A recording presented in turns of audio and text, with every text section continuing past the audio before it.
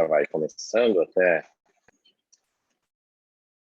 outras pessoas podem ir conectando enquanto a gente inicia, mas até para aproveitar, claro, quem já está conectado, a gente vai começar. Eu vejo aqui os nomes, conheço alguns de vocês, outros não. De qualquer maneira, muito prazer, meu nome é Bruno Zani, eu sou responsável pela operação da McAfee aqui no Brasil, do lado corporativo. A gente tem hoje aqui conosco o Luiz Ortiz, que é o diretor da área de engenharia de vendas, engenharia de produtos para a América Latina, e também um dos SEs, né, um dos Sales Engineering do time dele, que é o Lucas, né? E a ideia é a gente mergulhar um pouquinho no tema de ataques direcionados, ransomware, bom, devido a tudo que vem acontecendo e vocês estão vendo o mercado recebendo diversos ataques, a ideia é primeiro a gente contar para vocês o que a gente tem aprendido do ponto de vista de threat intel, né, de inteligência de ameaças, mas também com essa questão do ransomware, e como a gente vê a proteção disso, né? Como a gente vê que a gente pode ajudar vocês a se protegerem melhor, tá? Eu vou chamar o Luiz agora. O Luiz, ele está na Guatemala, mas ele está no caminho do português, né, Luiz? Então ele vai falar mais devagar aqui com a gente, para que todos entendam, mas por favor, pessoal, qualquer dúvida, qualquer interrupção, podem mandar no chat, eu vou estar de olho aqui para ajudar vocês também, tá? E muito obrigado pelo tempo e pela participação de todos, tá? Luiz, boa tarde. Buenas Gracias, tardes. Bruno. Buenas tardes. Gracias a todos. Voy a hablar de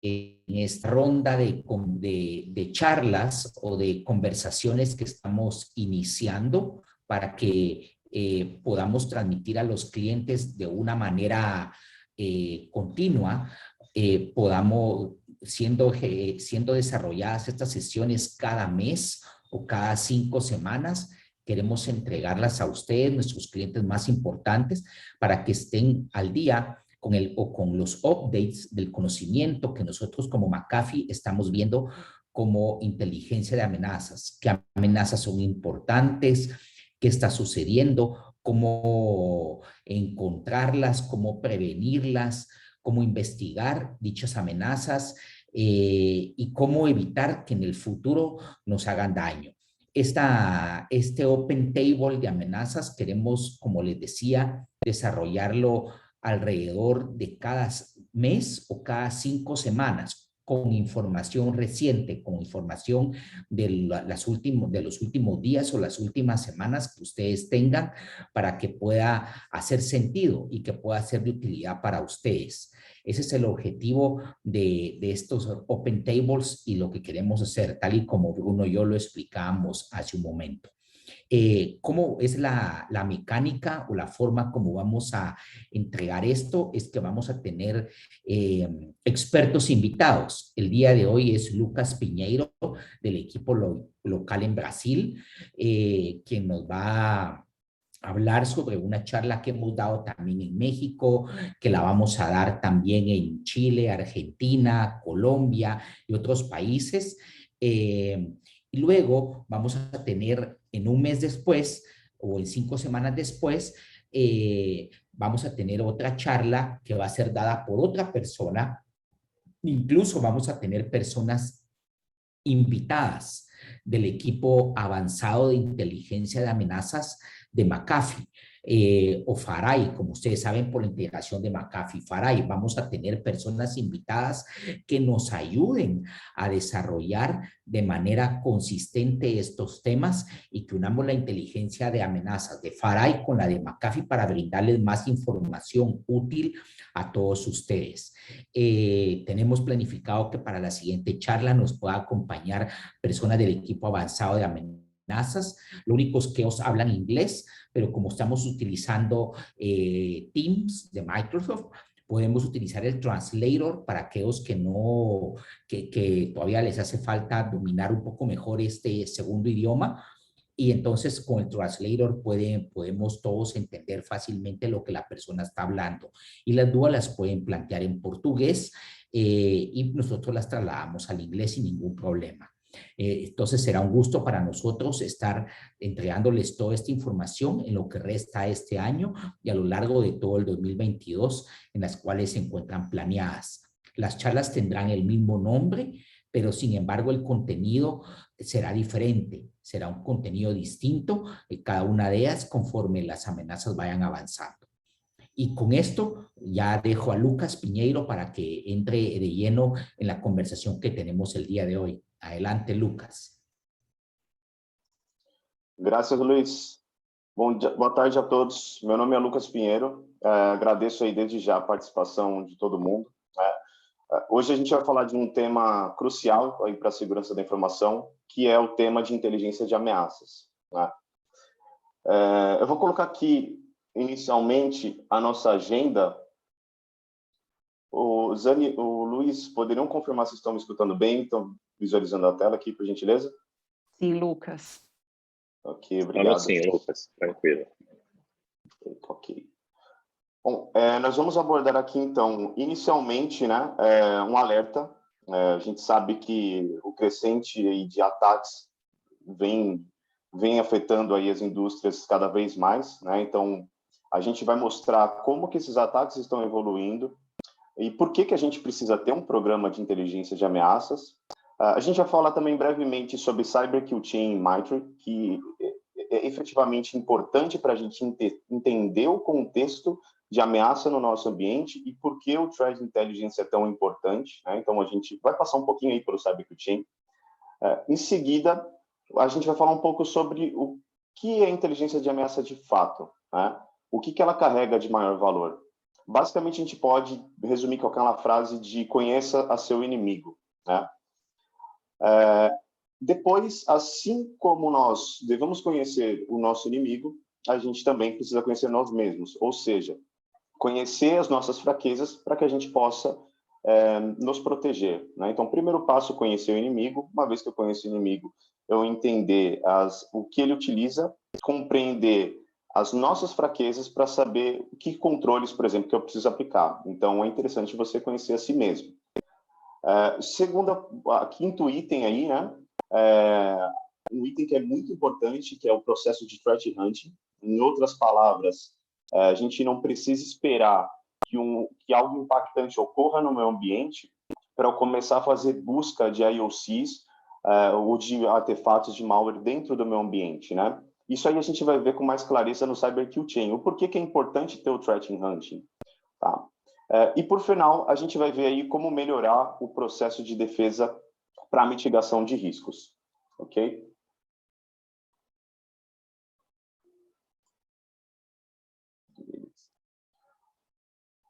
Falando um pouco de campanhas de ataque global, nos últimos ataques observados, né, a gente observou aí uma grande presença do Pegasus, Cobalt, Conti e Oh My God, ok? Dentro desses ataques, a gente observou também algumas variantes, DarkSide e Black Matter, mas o que esses ataques todos têm em comum? É um exemplo aqui de tipo de ferramenta, né? O que os ataques mais têm em comum? Os que mais aconteceram, mas eles têm uma particularidade. Todos eles utilizaram ferramentas de transferência de dados para a nuvem, com o propósito de exfiltrar dados, né? Ou seja, por mais ser um ransomware, às vezes o propósito, na verdade, é encriptar os dados, mas ele também acompanha de uma ferramenta de exfiltração. A gente vai entender o porquê que o atacante utiliza ferramentas de exfiltração, além de ele encriptar os dados um pouquinho mais para frente. E outro ponto também importante é que a maioria desses ataques também utiliza vulnerabilidade do sistema operacional para fazer privilege escalation ou estabelecer comando e controle. Às vezes a gente tem a intenção que a vulnerabilidade explorada é só aquela do meu sistema operacional que está público, ou do meu sistema que está público, para que haja aí um initial access, né? O atacante ele consiga entrar na sua rede por um servidor que está publicado, que tem uma vulnerabilidade. Só que a maioria desses ataques, na verdade, eles exploram vulnerabilidades do próprio sistema operacional, porque não adianta necessariamente a gente ter essa porta de entrada, o atacante chegar, por exemplo, num servidor front-end, onde você tem ele balanceado e afetar um ativo seu que não é um ativo de alto valor, né? Não tem uma oportunidade de negócio grande. Ele vai entrar e ele vai tentar se mover para um ativo crítico. Tá? A gente vai explorar um pouquinho mais isso, mas é legal a gente destacar que quando a gente fala de exploração de vulnerabilidade, eu reparo essa confusão de, olha, mas eu tenho servidores, aí eu tenho um IPS na borda, ok. Só que muitas vezes o ataque ele entra e via phishing para um usuário, e aí na máquina, no Windows 10 mesmo, né, é explorado uma vulnerabilidade para fazer elevação de privilégio, e aí eu poder fazer, por exemplo, dumping de credencial, para fazer movimentação lateral e atingir aí um ativo crítico. Inclusive, por isso que eu trouxe um pouco aí de Cyber Kill Chain, para a gente entender esse fluxo e como que a gente pode impedir ou se preparar para um ataque que pode vir a te afetar, né? Legal. Bom, como eu comentei aqui anteriormente, os ataques, na sua maioria, acabam sendo realizados não por culpa, né, mas mais pelo vetor do usuário do que de uma aplicação vulnerável. Tá? A gente tem um exemplo aqui de seguro americano, dados desfiltrados e encriptados. O initial access desse ataque, ou seja, o vetor inicial, como o atacante conseguiu entrar lá dentro, ocorreu através de um phishing.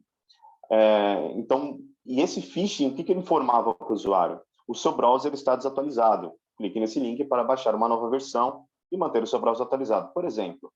Tá? Assim que o usuário clicou no link e executou o payload, automaticamente um remote code execution, né, foi realizado de volta para o atacante, possibilitando o atacante expandir o controle por toda a rede infectada de ativos.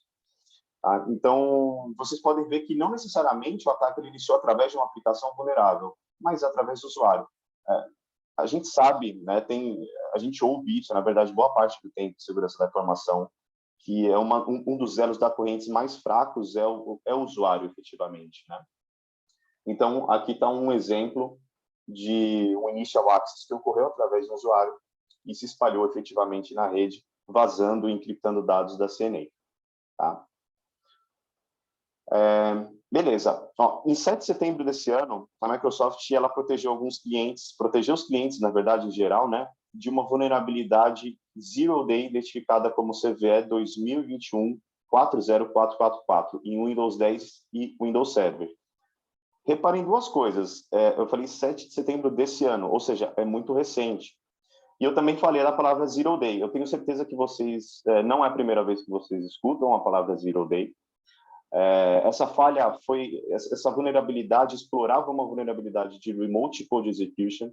Eu também acredito que vocês já devem ter escutado Remote Code Execution, mas com certeza não vai ser a primeira e a última vez. Se vocês não escutaram, não vai ser a primeira e última vez. Só para a gente voltar um pouquinho, né, na questão de Zero Day, o que é uma vulnerabilidade Zero Day? A vulnerabilidade Zero Day é uma vulnerabilidade que ela é descoberta e ela não possui patch de correção, ou às vezes falta tempo da equipe técnica para corrigir essa vulnerabilidade. Por outro lado, a vulnerabilidade de Remote Code Execution são vulnerabilidades que permitem o atacante de fazer uma conexão remota com o seu host, seja o host do usuário ou seja um servidor público na internet. Quando a gente junta, né, os dois contextos aí, né, e coloca uma vulnerabilidade Zero Day de Remote Code Execution, ela se torna completamente destrutiva. Por quê? Zero Day te dificulta a ter o patch aplicado aí para essa exploração, né? Então, dificulta você ter informação de que essa vulnerabilidade existe. Às vezes você precisa estar aí no submundo dos cybercriminosos, ou normalmente um bug bounty específico, que é aquela rapaziada que caça efetivamente exploits em vulnerabilidades em sistemas operacionais, e às vezes a informação ela fica muito restrita a um grupo seleto. Então, é difícil você saber que essa vulnerabilidade existe até ele efetivamente pular no mercado. Né? E o segundo é que, quando a gente fala de Remote Code Execution, a gente está falando de uma vulnerabilidade que basicamente dá controle total das suas máquinas para o atacante. Tá? Então, como que a gente sabe dessas vulnerabilidades? Como a gente sabe como o atacante atua? Como que ele chega até a gente, né? E aí, nesse momento, que entra aí o time de inteligência de ameaça. Tá? Outro ponto que a gente observou também é uma crescente em ataques relacionados a mobile. Então, no dia 18 de julho desse ano, foi descoberto um ataque de spyware para dispositivo móvel, tá? Que foi chamado de Pegasus. Esse ataque ele afetou alguns perfis de governo e o Zero Day explorado conseguiu exfiltrar dados confidenciais, como mensagens, contatos, backups, etc. Então, a gente observa aí uma crescente desses ataques. Esses foram os que a gente observou, que teve uma crescente, teve maior utilização. Tá? E aí, eu pergunto para vocês, né? Quando a gente fala, se você tivesse a possibilidade de descobrir ou de ter a visibilidade desses ataques especificamente, se eles afetam a sua indústria ou se eles podem vir a afetar a sua indústria, o que você precisaria para montar esse time, né? É extremamente caro, né? Então você precisa ter um time, você precisa ter software, você precisa ter equipamentos, você precisa ter uma equipe de inteligência para trazer essa informação para você. Agora, imagina se você tivesse dentro do seu ambiente 1 bilhão de sensores, não dentro do seu ambiente, mas na sua infraestrutura especificamente, né? Mais de 1 bilhão de sensores espalhados em mais de 120 países, né? 54 bilhões de consultas e mais de 18 mil novas ameaças identificadas por hora, 800 milhões de samples de malware, quase 100 milhões de sensores de ameaça utilizando machine learning e uma equipe de mais de 500 pesquisadores dedicados para buscar essas informações para vocês no submundo, ou seja, ficar ligado nos fóruns, ter presença global, né, em todos os países, porque às vezes um ataque ele é descoberto, uma vulnerabilidade, por exemplo, pode ser descoberto por um bug bounty, ou no Canadá, ou na Rússia, por exemplo, o ataque ele vai inicialmente começar ali, ele vai fazer barulho na mídia nesse país primeiro, até chegar aqui para a gente, né?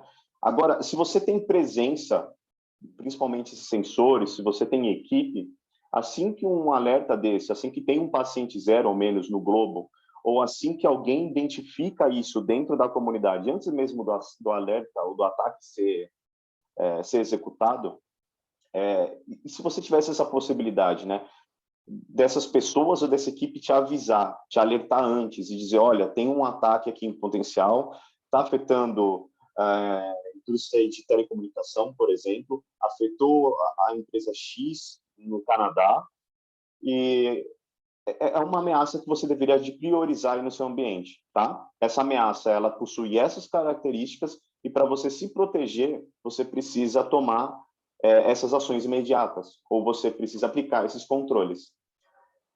Bom, aí que vem o MVision Insights, tá? Então, quando a gente fala de Threat Intelligence, o MVision Insights, ele traz toda essa base de inteligência que a McAfee tem, né? Então, aquela equipe de 500 colaboradores, aquela quantidade de sensores espalhados, a McAfee, ela tem essa equipe para você e ela pega todo esse conhecimento e consolida no MVision Insights, ok? Então, aqui a gente tem um exemplo, a gente falou do Pegasus agora há pouco, a gente tem um exemplo do Pegasus, informando aí, vocês podem observar que tem a descrição da ameaça, a gente consegue ver a prevalência global, ou seja, quais países que efetivamente essa ameaça aparece,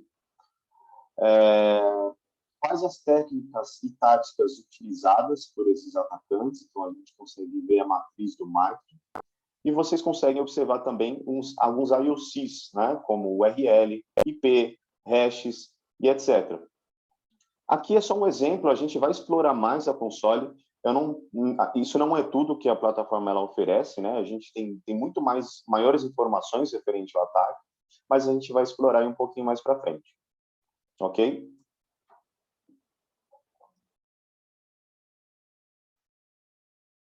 Beleza. Vamos comentar um pouquinho agora aqui do Cyber Kill Chain, né? Como eu falei para vocês, é crucial a gente entender de fato o que é o Cyber Kill Chain, porque ele faz parte de quando um ataque vai ocorrer no ambiente. Então, uma vez que a gente compreende a estrutura do ataque, a gente entende em qual parte esse ataque está, e se eu posso parar esse ataque de ocorrer no meio da cadeia, tá? Então, eu vou mostrar aqui para vocês Basicamente, o termo kill chain, ele é um conceito militar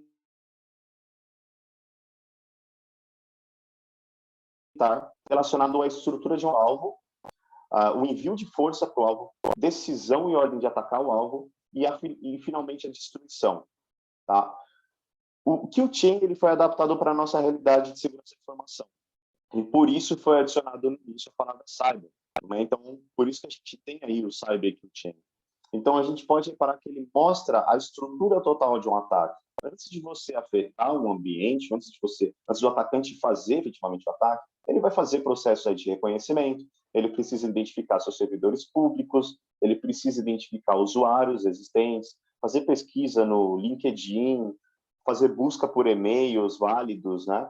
Fazer, obviamente, depois enumeração, port scan, etc. Levantar essas informações. Uma vez que ele possui essas informações, ele vai tentar identificar as suas fraquezas. Uma vez que ele identifica as suas fraquezas, ele precisa se armar, ou seja, escolher as ferramentas necessárias para fazer um ataque. Né? Então, ele vai escolher as ferramentas necessárias que vão de encontro com as suas fraquezas, as ferramentas ideais, tá? Que é o weaponize, né? Ou seja, ele se arma. Depois que ele separar o arsenal dele, por assim dizer, né? Ele precisa fazer a entrega dessas ferramentas, explorar, ou seja, entrar, invadir efetivamente seu ambiente, se instalar lá dentro, fazer o comando e controle e completar as ações objetivas, que é o que ele queria desde o início. Né? Vocês também ouviram falar do MITRE ATT&CK, né? Então eu vou comentar também um pouco dele. A gente pode dizer que, basicamente, o MITRE ATT&CK é uma evolução do Cyber Kill Chain. Ele respeita a estrutura original do Cyber Kill Chain, só que ele, além de ele ter a estrutura do Cyber Kill Chain, ele ainda tem alguns pontos adicionais, alguns pilares adicionais, e ele ainda adiciona nessa estrutura as técnicas e táticas para atingir cada objetivo desses itens dessa cadeia. Tá? Normalmente, o MITRE ele foca mais no post-exploitation. A gente não vai ver... A gente até tem informações aí do pre-violation, só que o pre-violation é algo que a gente não consegue controlar muito do ponto de vista de algo técnico para resolver isso, né? Então, por exemplo, né, se for fazer busca no LinkedIn por nomes, é algo que a gente perde um pouco o controle. Então, normalmente o MITRE ele foca aí no post-exploitation, onde a gente consegue ver os procedimentos como initial access, execution, persistência, elevação de privilégio. A gente não vai entrar em muito detalhe especificamente do MITRE, mas é importante a gente ter essa visão, porque quando um ataque está ocorrendo, a gente pode se localizar e identificar onde o atacante está, utilizando o framework do MITRE, tá? Ou então até mesmo, às vezes, se baseando aí no conceito do próprio Cyber Kill Chain para ver a dinâmica do ataque. Eu trouxe aqui um exemplo para vocês, pessoal. Eu tentei ilustrar de uma maneira em que um ataque ele ocorra, né? Vocês podem reparar aí que nessa ilustração eu coloquei na parte superior o Cyber Kill Chain. Então, a gente tem aí o reconhecimento. Zani, quer comentar alguma coisa? Quero sim, cara. Assim, só pensando um pouco naquela história que está na cabeça de todo mundo, né? E nos ransomwares e os ataques que têm acontecido, né? Eu tenho conversado com muito cliente sobre, seja cliente nosso, que eventualmente pode sim ter sofrido um dano, seja cliente que ainda não usa nossas ferramentas, mas esse conceito do Cyber Kill Chain, ele vai muito ao encontro daquilo que a gente sempre falou, do ponto de vista de segurança. Não existe, nunca existiu, e acredito que não vai existir uma bala de prata, né? Do tipo, olha só, eu tenho uma única ferramenta, um único software que vai me trazer a proteção 100%, ou 95%, ou 99%. Do ponto de vista de ataque, olhando tudo isso que você está falando, eu também chego exatamente a essa conclusão. Não tem bala de prata para o atacante. Não tem bala de prata para o cara que está fazendo, porque o que vem à cabeça quando a gente vê esses casos, poxa, o cara desenvolveu um ransomware, um APT super avançado que bypassou todas as camadas de segurança, e no final não é isso, né? O que você está mostrando é que, assim, tem várias camadas, e ele passa por essas várias camadas, e esse kill chain pode levar meses e meses até ele conseguir atingir o objetivo, né? Então, assim, é muito legal entender que O que você está mostrando é que nessas fases, né, de reconhecimento, armamento, entrega, etc., ele vai usar diferentes ferramentas e diferentes técnicas, né? Você falava de phishing, por exemplo, que eventualmente o cara está usando essencialmente engenharia social para ludibriar um usuário a clicar no link, mas depois dessa entrada na rede, ele vai usar várias outras técnicas que, do ponto de vista do ataque, eventualmente ele vai interagir com vulnerabilidade, com exploit, com um monte de coisa, mas do ponto de vista de defesa para a gente, várias tecnologias que fazem parte desse arcabouço de proteção também podem interagir. E não só o endpoint, né? É o que muitas vezes a gente fica pensando lá, o endpoint vai ter a proteção que eu preciso, vai ter assinatura, vai ter o machine learning, vai ter a técnica de reconhecimento, e não estou dizendo que isso não seja importante, mas o meu ponto é, não é só isso, né? Não é só eu ter um endpoint super protegido com uma tecnologia super avançada. Eu tenho que pensar um pouquinho para trás, né? Eu tenho que rebobinar esse ataque do momento em que eu, eventualmente, o cara teve lá a máquina criptografada, para o que aconteceu antes, né? O que aconteceu antes lá da sua última fase ali que você chama de impacto, né? E eu acho que é isso que você vai mostrar um pouquinho, né? Eu só queria jogar luz um pouco nessa história de que não tem mágica, né, pessoal? Não tem mágica nem para proteção, e a gente já sabe disso há algum tempo, mas pensando do lado do cara que está atacando, e o que o Lucas falava de conhecer o inimigo, ele também não é mágico, né? E se a gente cuida dessas camadas anteriores, e longe de mim dizer para vocês que é impossível um ambiente ser atacado, nem eu, e acredito que ninguém no mercado de segurança vai falar isso para vocês, mas o ponto é, o impacto, que é a última fase lá, ele pode ser muito diminuído. Tá, e aí o ponto é, eventualmente, poxa, você teve uma máquina afetada, seja por um APT, por um Trojan, por um hamster, mas você ter uma, ter 5, ter 10 é uma coisa. Ter milhares de servidores criptografados e uma operação parada é outra. Tá? Então, acho que é isso a provocação que eu quero trazer aqui para vocês. Tá? Como que a gente está cuidando da cadeia anterior antes de chegar lá no hamster e chegar lá na máquina criptografada. Tá? Mas vai lá, Luquinhas, não queria interromper muito, não. Não, Zé, isso aí, eu queria até aproveitar e adicionar em alguns pontos.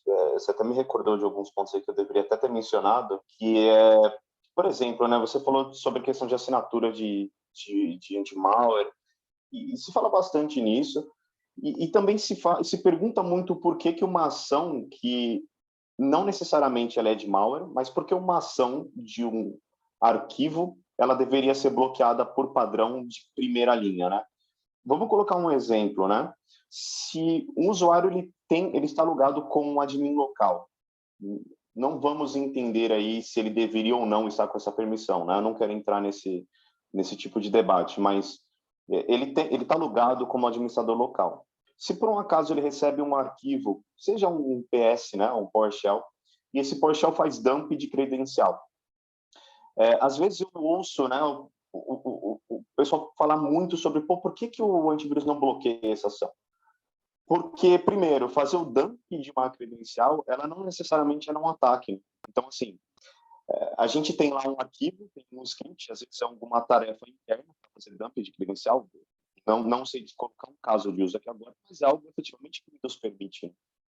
E aí que a gente fala até bastante de EDR e tal, porque isso é um comportamento, né? Não é uma assinatura que vai pegar, mas também não necessariamente eu devo bloquear, porque se eu colocar tudo numa trilha de EDR, por exemplo, que identifica tática e técnica, e colocar para bloquear, eu digo, não bloquear o arquivo, mas bloquear o que está acontecendo ali dentro, eu posso parar uma operação toda, né?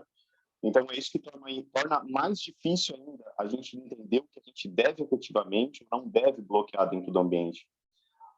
Ou até mesmo aquela questão de utilizar uma ferramenta de exfiltração.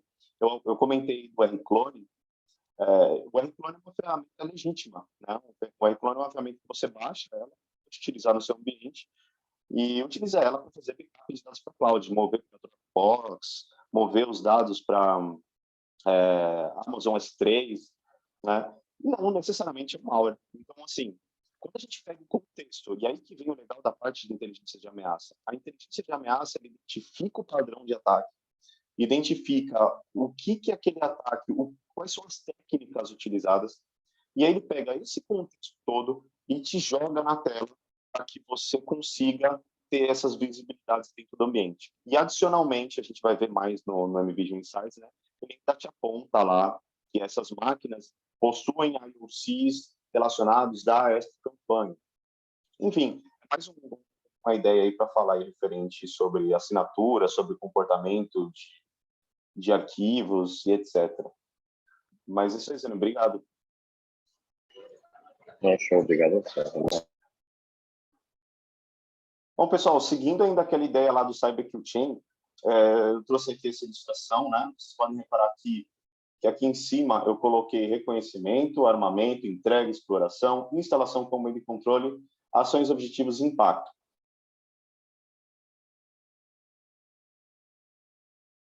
Nessa ilustração, um ciclo aqui que representa o atacante, a gente tem um ciclozinho aqui que representa o seu ativo crítico. Repare que ele se diferencia dos demais aqui, tá? Por quê? Porque ele é o seu ativo crítico. Vamos lembrar, né? Se a máquina de um usuário X é atacado, eu não estou dizendo que a gente não pagaria $500 mil pelo resgate da máquina de um usuário, mas que na maioria das suas vezes não, né? Pode ser que tenha algum dado lá, eu acho bem difícil isso acontecer na máquina de um usuário específico, mas o atacante ele sabe disso, né? Ele sabe que não é afetando a máquina desse usuário aqui que vai fazer com que a gente pague o resgate de $500 mil. Já se eu chegar aqui no seu ativo crítico, aí já muda o cenário. Então, só fazendo um overview, aqui a gente tem um atacante, a gente tem um ativo crítico, aqui nós temos uma área representando servidores de rede local, e aqui a gente tem uma área representando servidores públicos na DMZ, ou seja, públicos na internet, e aqui a gente tem a rede de usuário, tá? Então, o que é quadradinho aqui é servidor, o que é bolinha aqui é máquina de usuário, tá? Como que normalmente acontece essa dinâmica de ataque? Se a gente ainda mais casar com o que passa lá no CyberQChain, né? Então, só um pouquinho. Beleza. Primeiro passo, como a gente informou lá, o atacante ele vai fazer um reconhecimento, né? Então, ele vai fazer, vai coletar informações da organização, ele vai coletar informações de pessoas, vai procurar informações sobre o CEO. Normalmente, o pessoal com um cargo mais elevado tem a máquina um pouco mais leve, né? Tem a máquina um pouco com mais exceções. E a gente sabe disso, de fato, né? Busca de informações sobre pessoas. A gente passa por outros processos. Não vou entrar muito nesse detalhe técnico, mas, no geral, aqui, e a gente poderia até identificar isso com o IPS no meio do caminho, se for da parte externa, mas aqui a ideia fala de reconhecimento em si, né? Então, o primeiro passo é reconhecimento. O atacante identificou, o que ele vai fazer? O próximo passo dele é pegar as fraquezas que ele identificou após o reconhecimento e fazer a obtenção de payload, exploit, variante de malware, ransomware as a service, ferramentas de filtração e etc. Tá? Aqui é legal, eu queria destacar 2 pontos que eu costumo dizer, né? Algumas pessoas acreditam que a maioria dos atacantes é efetivamente quem desenvolve o software, quem desenvolve o malware, quem é o bug bounty, né? E assim, de fato, não é. Tá? Na maioria das vezes, quem está fazendo um ataque é o cybercriminoso, só que ele normalmente utiliza a ferramenta de quem efetivamente fez o desenvolvimento. Os desenvolvedores dessas ferramentas perceberam que ficar no backstage é muito mais seguro para eles, do ponto de vista criminal mesmo, né? É muito mais seguro para eles ficarem no backstage, e eles conseguem ganhar dinheiro da mesma maneira, alugando o ransomware, alugando as plataformas, revendendo os seus produtos, né? Então, é muito mais fácil ocorrer dessa maneira. O que acontece, e que, de fato, todos nós já podemos observar, né? Que a gente vê aí, várias vezes, a repetição do mesmo ransomware, do mesmo ataque. E, às vezes, o que acontece? O cybercriminoso pega a ferramenta, modifica lá o número de carteira de Bitcoin e repassa, né? Repassa aí para o target dele. Então, e aí que vem um ponto. Onde normalmente esses cybercriminosos procuram essas informações? Normalmente eles vão atrás aí da Dark Web, fóruns de hackers, de cybercriminosos, etc.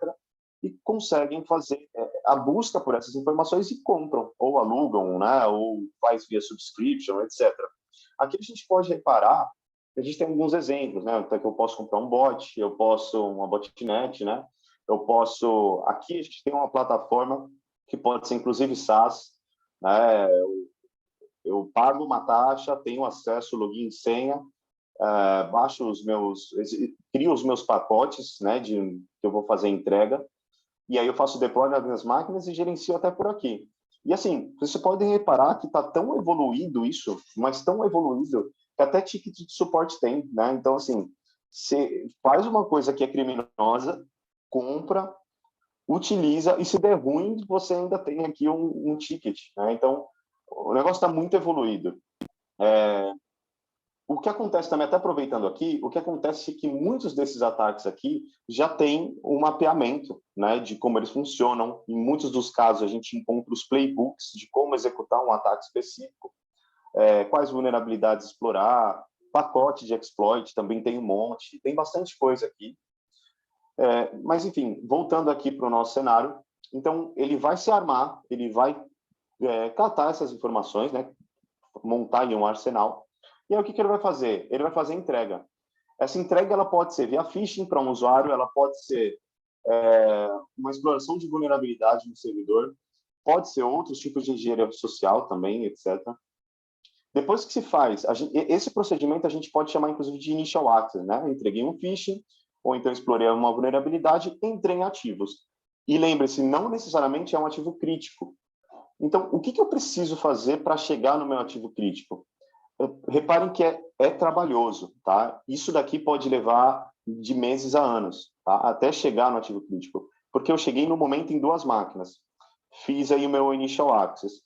Dentro dessas máquinas, se aquele usuário for um usuário de conta limitada, ou aquele servidor também, a forma que eu explorei também está utilizando uma conta que é limitada naquele momento, eu não tenho acesso ao kernel 0, eu preciso escalar, né? Eu preciso elevar o meu privilégio, ou seja, eu ainda preciso trabalhar dentro dessas máquinas para que eu possa fazer o quê? Para que eu possa fazer dumping de credencial, para que eu possa fazer a privilege escalation para fazer dumping de credencial, para fazer estabelecer persistência, né? E para que eu preciso disso?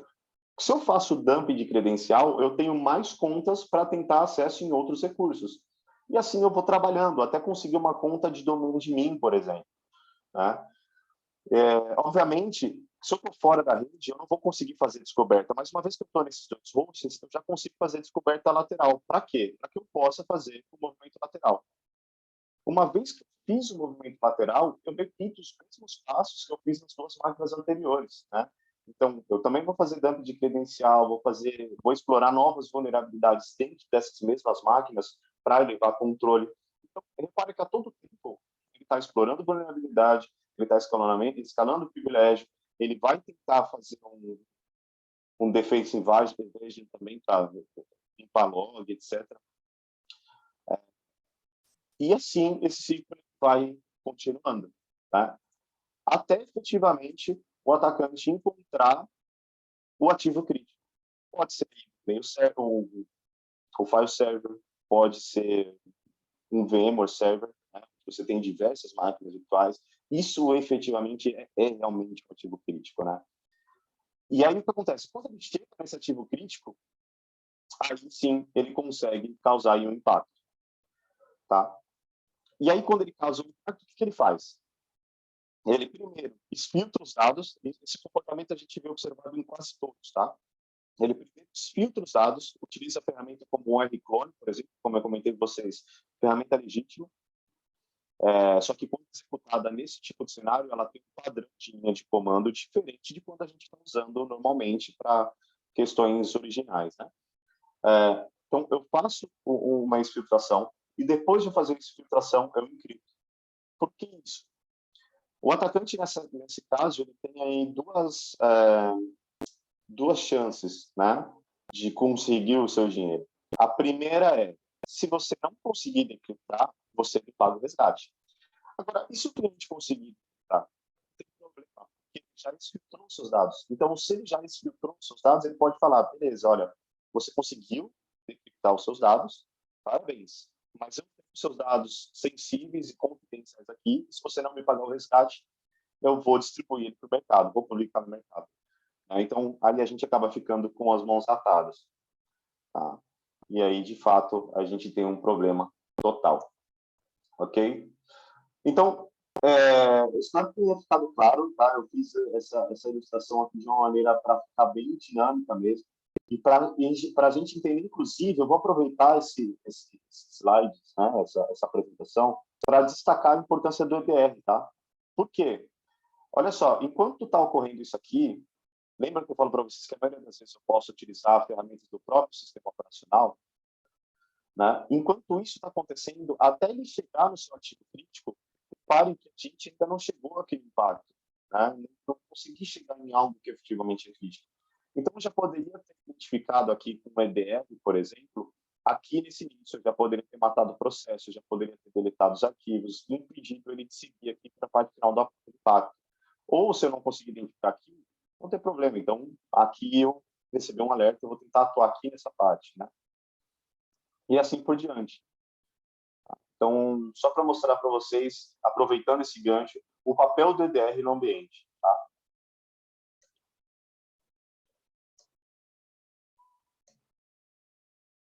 Beleza. Antes de eu seguir, pessoal, alguém tem algum comentário?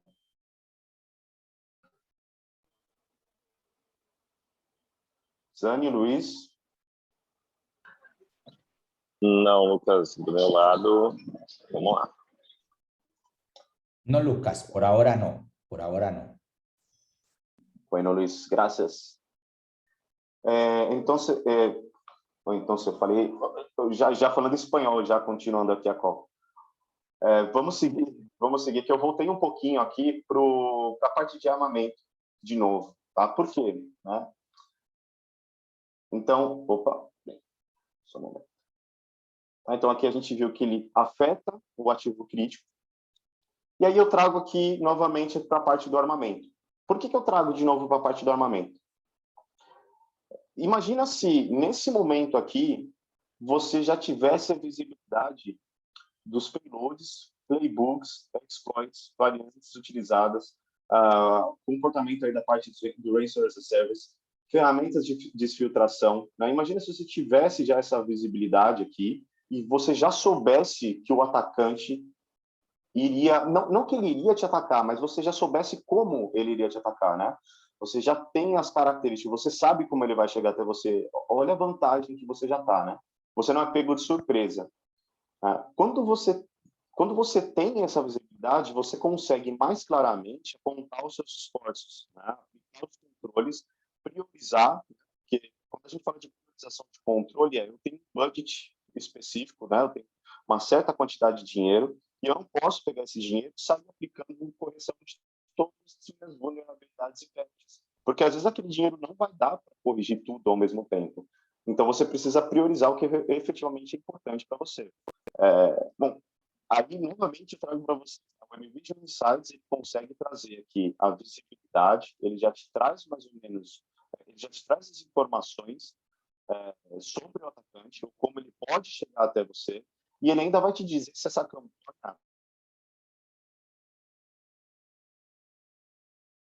ela está atacando, né? O que também é de extrema importância. Não adianta eu aplicar esforços em uma ameaça que está ameaçando o ambiente de educação, por exemplo, sei lá, na Rússia, educação na Rússia, mas a sua companhia é Telecomunicação Brasil. Né? Então, não que eu não precise me proteger contra as outras, mas eu vou priorizar o que é para o meu negócio. Né?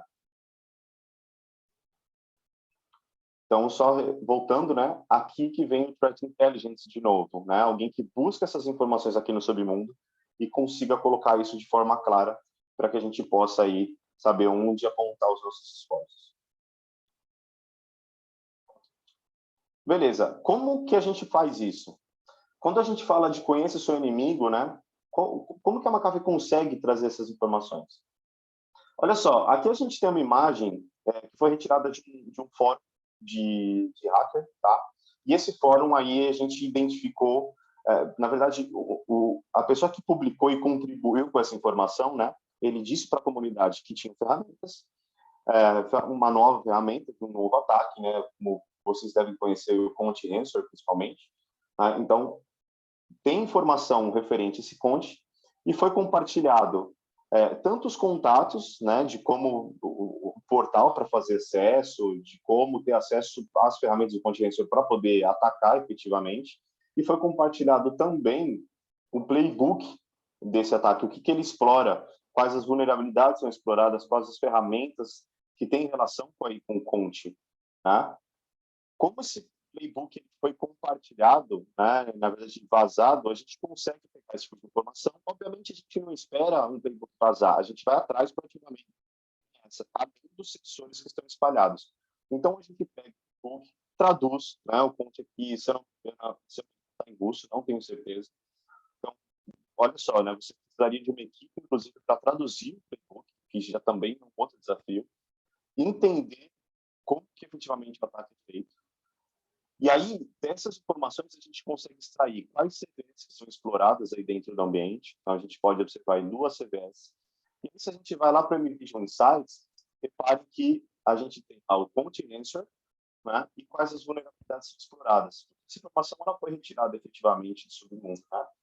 A gente tem aqui também informações que é utilizado o Airclone, né? Então, é identificado o como executar, para onde fazer o upload desses arquivos. E aí o MVision Insights também te traz, inclusive na técnica tática do MITRE aqui, apontado como exfiltration, né? O que faz? Quais são os observables dentro do exfiltration? Utiliza o Airclone. Então, a gente vê, inclusive, outras ferramentas aqui relacionadas. Tá? Obviamente, a gente mapeia todas as táticas do MITRE referente ao ataque em questão. A gente consegue os hunting rules, isso também é de extrema importância. Então, a gente consegue ter IARA rules, Sigma rules e expert rules. Pense comigo. Se você precisar desenvolver alguma coisa manual, principalmente quando a gente fala de algo ZTI, por exemplo, ou então a gente fala de uma ferramenta que ela é genuína, não tem assinatura para uma ferramenta porque ela é genuína, ela não é uma ferramenta maliciosa, mas você quer tratar de identificar no seu CIEM execuções dessa ferramenta, ou você quer tratar de bloquear a execução dessa ferramenta com um parâmetro bem específico, ou então você quer utilizar um IARA rules para fazer detecção também diretamente no endpoint, né? Para tudo isso, você precisaria de uma equipe para desenvolver para codar, basicamente, né, essas informações, tanto o Expert Rules como Sigma Rules, né?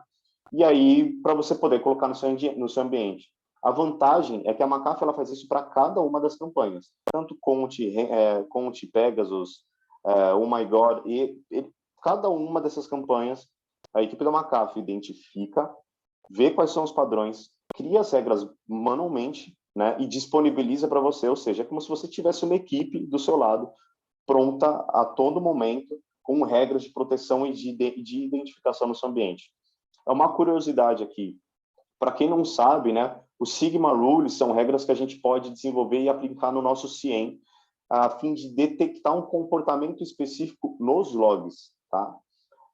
Por exemplo, essa regra aqui em questão, ela detecta a execução do Rclone, mas ela não vai detectar na máquina. Aqui eu estou falando de Sigma, tá? Não estou falando de ARA ou Expert. Ele não vai detectar na máquina, mas ele vai detectar nos logs do seu CIEM. Tá? Então, assim, em resumo, o Sigma Rules é para os logs, o que o Snort é para uma rede, e o que um IARA Rule é para arquivos. Basicamente a comparação, tá? Outro ponto legal, quando a gente fala de conhecer seu inimigo, é que quando a gente tem uma campanha, a gente consegue ver uma conexão dessa campanha, tanto com agentes, né? Então, a gente tem um threat agent iraniano, Oil Ring, né, por exemplo, vocês conseguem ver aqui. Tem a utilização aqui de Mimikatz, faz modificação de registro, tá? Então, a gente tem aqui uma interconexão para saber todos os relacionamentos dessa campanha. É possível ter essa visibilidade também no MVision Insights. Obviamente, conforme você vai clicando e navegando nessas outras campanhas, nos outros APTs, que são os grupos efetivamente, né, que estão envolvidos nos ataques, você consegue obter mais detalhes, né, para saber o que mais eles utilizam, etc. Ok? Ok, depois de conhecer o seu inimigo, a gente parte para conhecer si mesmo, né? Que é efetivamente você ver o quê? Por exemplo, o seu security posture, tá? Como que está o meu ambiente? Como que estão os meus recursos? O recurso que eu preciso para ficar protegido contra essa campanha está ativado ou não está? Eu estou com a última date? Qual que é? Eu tenho alguma detecção ativa de campanha já no meu ambiente? Né? Então, aí você vê o seu próprio Security Posture Score. O importante adicionar aqui é que a gente consegue dar uma visibilidade também similar para a Cloud, tá? Então, um ponto importante aí é conheça você mesmo, né? A gente consegue dar visibilidade aqui de quais dispositivos estão expostos e quais dispositivos não têm cobertura suficiente para essas campanhas. E lembra que eu comentei com vocês, a gente tem a visibilidade do quanto essa campanha em si, só resumindo aqui, tá, pessoal? Aqui a gente tem campanhas que o Insights já está destacando como requerindo a sua atenção. Ele requer a sua atenção por quê? Porque ela afeta um globo, ela afeta o seu país, tá? Esse screenshot provavelmente foi tirado na França, tá? Então ele afeta o seu país, ela afeta o teu segmento e ela está afetando o teu ambiente. Então ela dá como require attention. Por que ela afeta o teu ambiente? Porque foi identificado algum IOC dessa campanha, específica ou dessa dentro dos seus hosts. Só aproveitando aqui, né? Lucas, tem uma campanha aqui que não está afetando Banking Financial, e por que diz que está afetando você? Nesse caso, foi extraído de um ambiente de demo. Então, no ambiente de demo, a gente não separa aí ameaças que estão com target como Banking Financial ou que está como Telecommunication.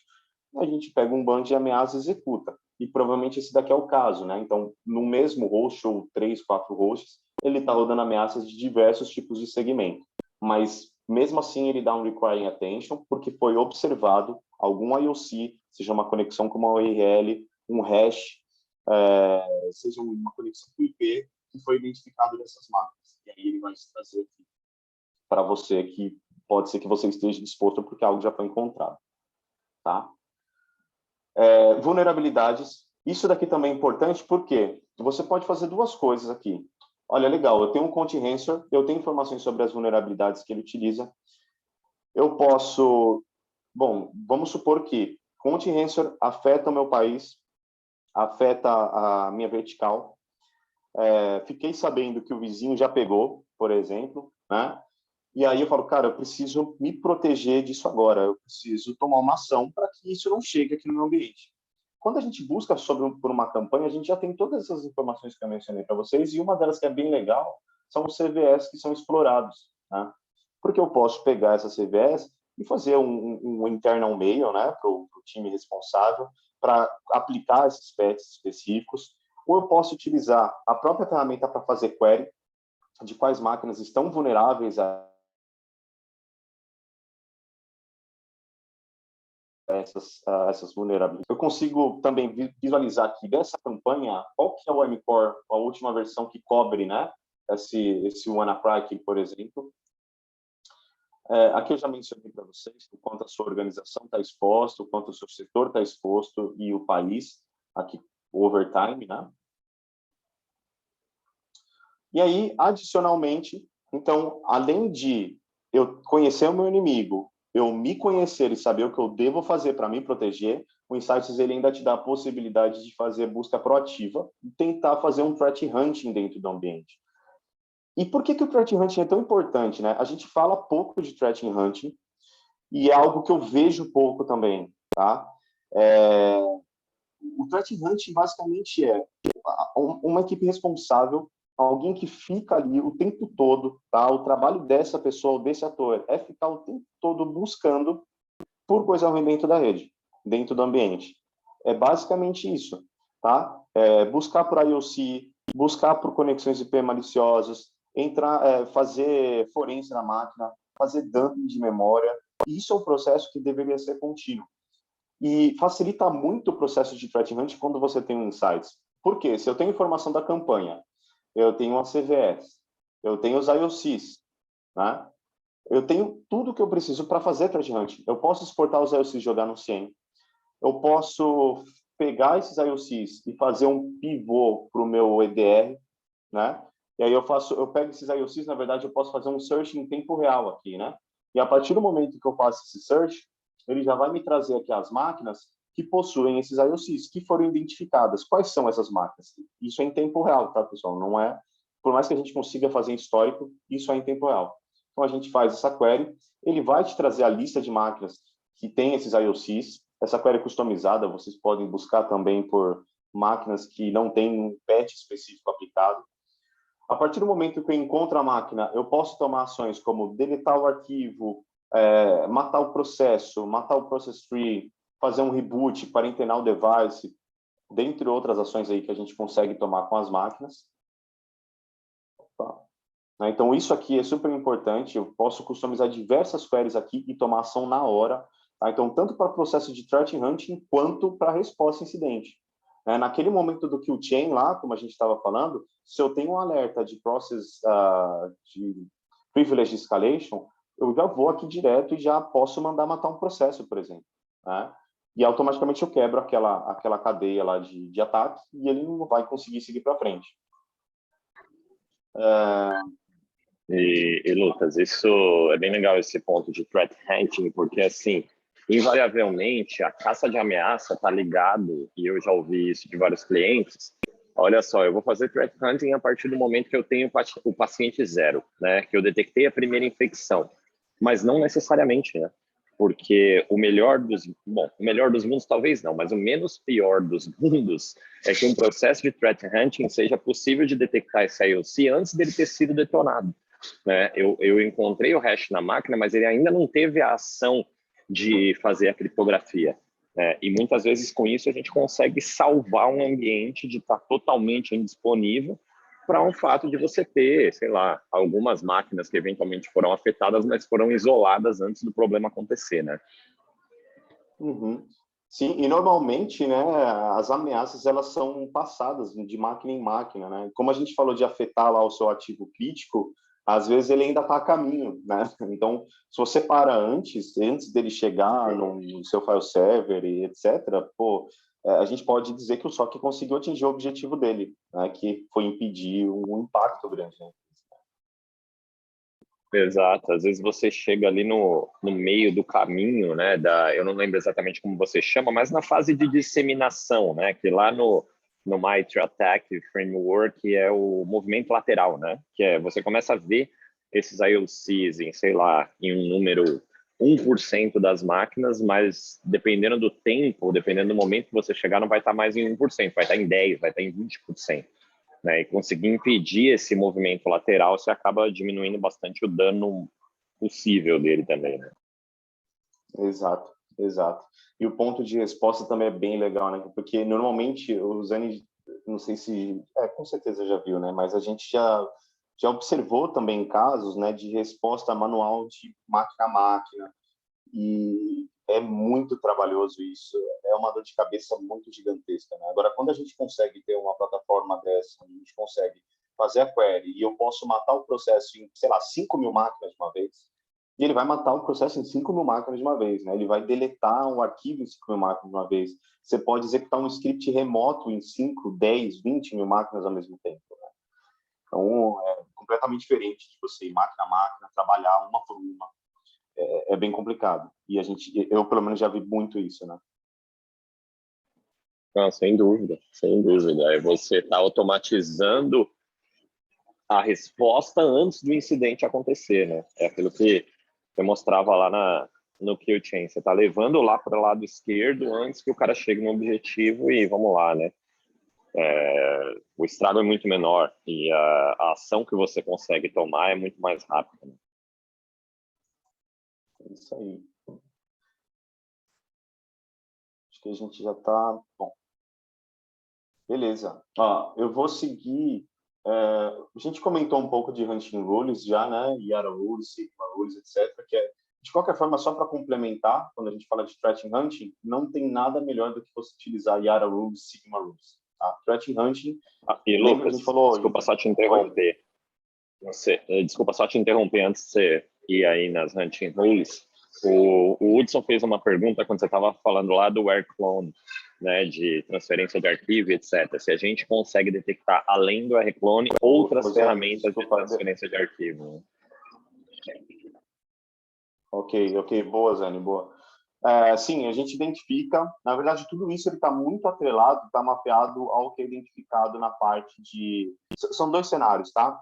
Se a gente fala do Insights, o Insights ele vai te trazer efetivamente o que está atrelado à campanha. Porém, o EDR, especificamente, ele vai identificar comportamento de exfiltração. Tá? Então, se ele identifica o comportamento de exfiltração, não necessariamente precisa ser um rclone, porque ele não está identificando o binário do rclone, né? Ele está identificando a ação de exfiltrar. Tá? Então, até se você fazer um script, por exemplo, na mão, tentando mandar arquivos zipados para fora da rede, ele identifica aquele script lá como uma tentativa de exfiltração. Então, independente da ferramenta, ele vai identificar a tática que ele observou por trás disso, né? Sim, o comportamento, né? Exato, isso aí. Legal, show. Bom, você estava no Yara, Sigma e N outras roles aí, né? É isso aí. Não, é só um adicional, né? Porque quando a gente fala lá do hunting rules, caso você tenha aí uma suspeita no ambiente, né? Ou então já esteja acontecendo algo, que a gente espere que não, eu acho que algumas pessoas já devem ter passado por isso, mas buscar, inclusive é bem legal, porque isso a gente puxa até um pouco falando de XDR, mas buscar informação em SIEM é uma coisa muito complicada às vezes. Né? E às vezes o SIEM ele não traz tudo. E é uma coisa bem legal, porque assim, repare que o SIEM ele carece muito de informação de endpoint. A gente vê muito SIEM, normalmente com equipamentos de rede, etc. Quando você precisa dele para pegar informação de endpoint, pode reparar que ou você não vai encontrar, ou você vai ter muito trabalho para encontrar o que você procura. E aí, utilizando, por exemplo, o Sigma Rules, ela te facilita a identificação aí de alguns comportamentos. Eu falei um pouquinho de Sigma Rules, e o mais legal é que elas já estão prontas, tá? Então, não precisa aí dedicar um tempo, né? Eu falo bastante de tempo porque a gente sabe que tempo é dinheiro em resposta de incidente, né? Então, salva muito, né?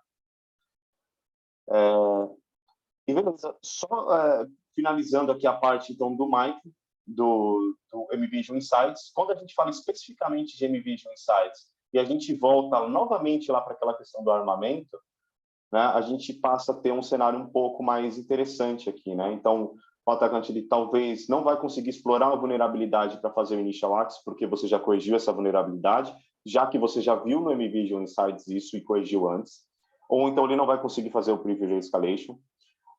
Ele não vai conseguir fazer dump de credencial, ele vai ser impedido de fazer movimentação lateral, e mesmo assim, caso todas essas barreiras sejam quebradas, com um EDR você ainda consegue matar o processo no meio do caminho, né? Então você consegue parar o processo ali. Então, por mais que ele passou, ou então por mais que você esqueceu de olhar no MVision Insights, ou não fez o pivô de informação do MVision Insights para as ferramentas, etc., você ainda tem a chance de parar isso aí no meio, né? Matar o processo, etc. Mas aí ele também te provê possibilidade de bloquear o URL, bloquear endereço IP, aplicar patch, bloquear ferramentas de desfiltração, buscar por aí o cifro ativamente e remediar os outros. Então, basicamente, te dá um espaço de tempo na resposta de incidentes. E aí, por final, né, eu gostaria de falar um pouco aí de como melhorar o processo de defesa de mitigação de risco.